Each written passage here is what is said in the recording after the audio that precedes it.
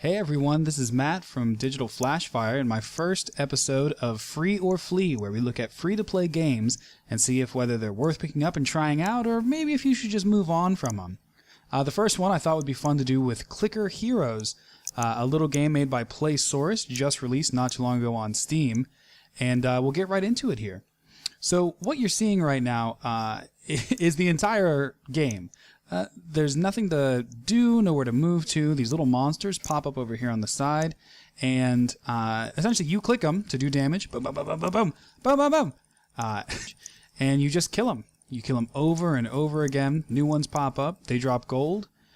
You can see there's a lot of levels here. I'm up Astral Rift 89. Now, every 5 levels, there's a big boss, and they have a lot of health. And you can try to get them down. It's really quite fun. And you actually, as you unlock stuff and you level up your different characters, you get all these cool little bonuses. So I've got increased clicks and double damage and critical strike. And it just helps you get through. And kind of the funnest part of the game is just focusing in and getting as much done as you can.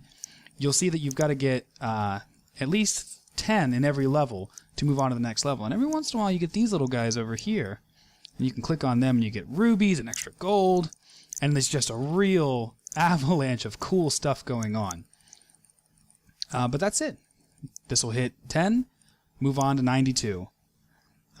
You get these little adventurers. Now, Sid is your starting one. So this directly affects how much you click for. You can keep leveling it up, and then each click will do more damage. And then all of the rest of these guys that you get along the way actually do automated DPS. And this is an interesting thing about the game because I don't have to be playing this in order for it to continue on. Like, I've got a boatload of gold right now. I'll get that little guy real quick. And if I've got something else going on, if I want to, check and see what else is playing, if I want to see how my recording is going, I can do all these things. And the game is essentially playing itself while I'm... Oh, there's one.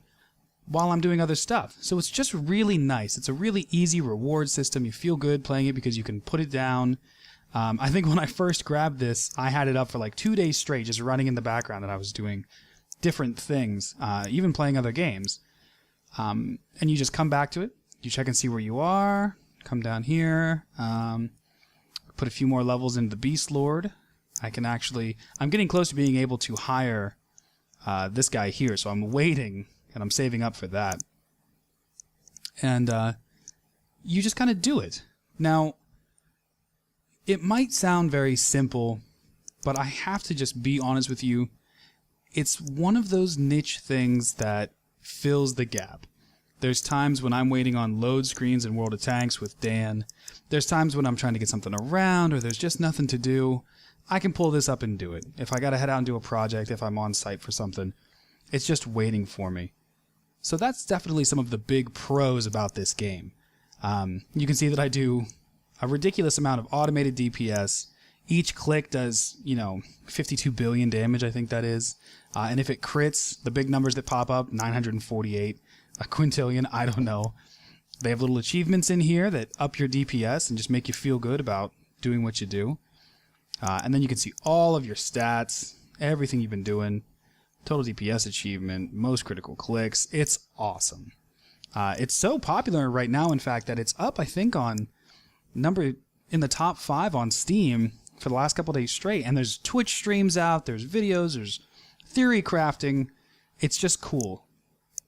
The one big pitfall that this game has, and it's difficult to sort of rationalize this, but I can turn this game off. I can exit out of it completely, and this will stay automated, and it'll keep doing its thing. And they'll keep getting money, and when you log back in, it'll say, hey, your heroes got you this much money. Go ahead and spend it.